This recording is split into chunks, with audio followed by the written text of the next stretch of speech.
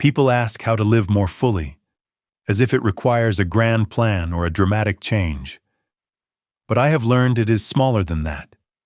It is square inches of attention, reclaimed on purpose. One task at a time. Enough time for what matters. A quiet morning before your phone wakes the whole world inside your head. And a careful watch on those quick hits of pleasure that leave us emptier than before.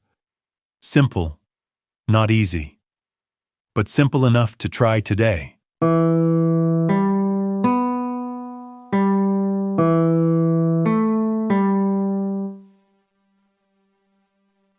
Start here. Do just one task at a time. Imagine you are cooking. You could let a series play in the background, the episodes flowing one into the next while you stir. But watch what happens when you turn everything else off. The onion hits the pan, and a quiet sizzle unfurls. Oil releases the sharpness, turning it sweet. You feel the slight resistance of the knife as you slice, the rhythm of your hand steadying into a metronome. The smell rises, a signal that it is time to add garlic before the edge burns. Cooking becomes not a chore to be filled with noise, but a craft. Your attention makes it taste better, yes. But more than that, it makes you present to your own life. There is depth in every ordinary thing we do, a depth we miss when we split ourselves in two. Dishes are not just dishes. They are warm water and circles of soap catching rainbows. Folding laundry is not just folding. It is the soft weight of fabric that keeps your body warm in winter. The choreography of corners and creases. One task at a time turns the mundane into a practice. It teaches your senses to wake up again. It teaches your mind to finish what it starts. And something inside you, long starved for undivided attention, begins to trust you again. Why does this work? Because your attention is like a lens. Try to focus on two horizons at once and everything blurs. But choose a focal length and the world snaps into clarity. We like to pretend we can split focus forever, but switching is a tax that drains something subtle and precious. When you give the full frame to one action, you recover the richness that was always there. You move with the grain of your mind instead of against it. And the more you practice this, the more you notice when you are tempted to fracture yourself again.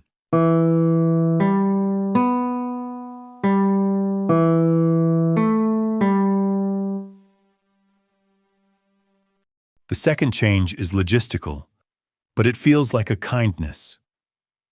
Plan enough time for what you do. If you meet a friend at noon, do not wedge it between an 11:30 errand and a 1 obligation. Give it space on both sides, like margins on a page. When you are not hurrying to somewhere else, conversation deepens. You hear the small hesitation before they answer. You notice the story that surfaces only after 15 minutes of warm-up. You do not keep glancing at the clock because you actually have time. And time, when not squeezed, opens new rooms inside the same moment. This is true even in the simplest parts of your day. If your commute begins at 8, try to give your morning more room than the bare minimum. Walk out the door with minutes to spare. Watch how the world reveals its quiet theater when you are not late. The bus driver hums under their breath. A dog refuses to cross a sunlit patch of sidewalk because it is too warm to leave. Wind pushes a newspaper down the street, and a stranger chases it 2 steps before giving up, laughing. These tiny, beautiful things are meaningless only to a rushing mind. Slow down, and they become threads that stitch you back to the day. Hurry is not just fast. Hurry is a kind of blindness. When you sprint, life thins out. It is like breathing at high altitude. The air is there, but you cannot seem to get enough. Planning enough time is how you descend to a level where oxygen returns. You can feel, You can think. You can listen. The color comes back to simple moments. It is not about doing less. It is about letting the thing you are doing fill the frame while it is happening.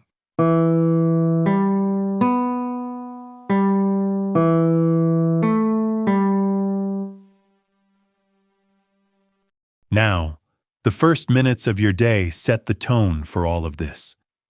If the moment you wake up, your phone is the first thing you see, you hand your attention to 1,000 loud rooms at once. It is not just distraction, it is a flood.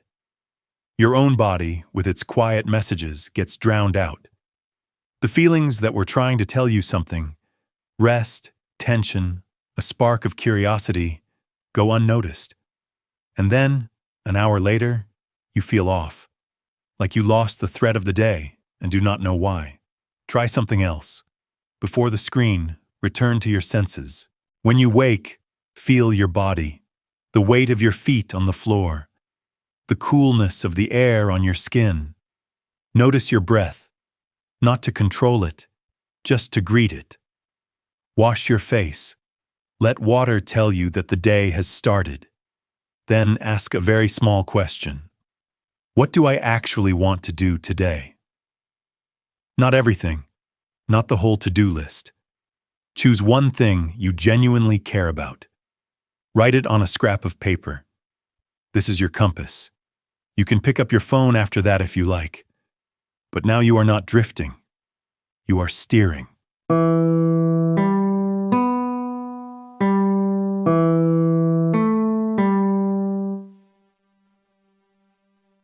Finally, be mindful of your dopamine, your brain's way of tagging something as worth seeking.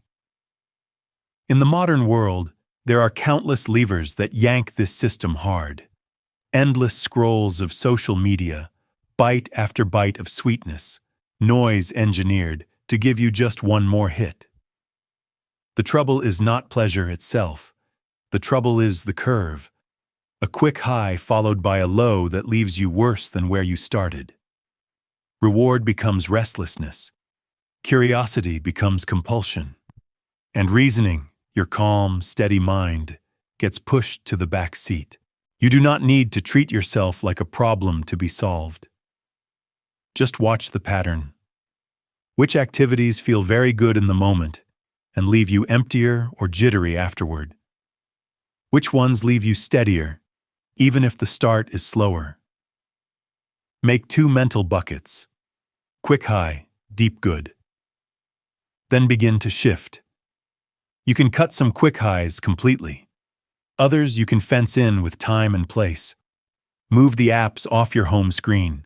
Put the chocolate on the top shelf, not the counter. And when the craving hits, tell yourself you will get to it later. After 10 minutes of a walk, or of reading, or of simply staring out the window and letting your nervous system settle. Many times, later will not arrive. And that is a relief. This is not moralizing. It is maintenance. You are protecting the part of you that chooses, because if you fire dopamine fireworks all day, the smoke will cloud your vision. You will move not by decision, but by tug. In the language of the body, desire becomes a leash. Cut that leash, gently but firmly. Replace the jolts with nourishment. Conversation, craft, a book that pulls your mind into a deeper current, music without images attached. The goal is not to starve, it is to feed yourself with steadiness. When you do one thing at a time, plan enough time, wake before the world inside the phone, and watch your reward loops with care, you stop living as a passenger. You become a steward. And stewardship is quiet power. It is not a dramatic transformation. It is 1,000 tiny decisions aligning in one direction. At first, it feels fragile. Then, it becomes the new normal. Your days feel less like something you are trying to escape and more like something you are walking through on purpose. Picture a day that runs on these rails. You cook dinner with the stove as your only channel. The sauce thickens, and you are there for it. You meet a friend with no rush wrapped around the edges. The conversation wanders until it suddenly arranges itself into a clear, honest sentence you might have missed if you had to leave. The commute becomes a moving window, not a tunnel. You watch the sky do its small theater, and when the impulse for a quick high tugs at your sleeve, you smile like someone who recognizes an old trick and keep your hands steady on the wheel. At night, the day does not feel like a blur you scrolled past. It feels like time you actually lived in.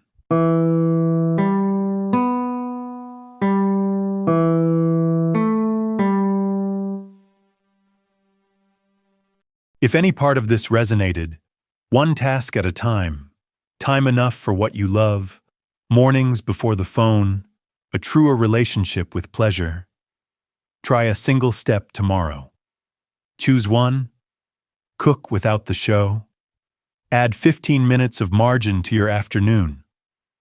Wake up and feel your feet before you feel the feed. Move one temptation out of reach and replace it with something that nourishes you. Then notice. Notice how your day expands when you give it the gift of your full attention.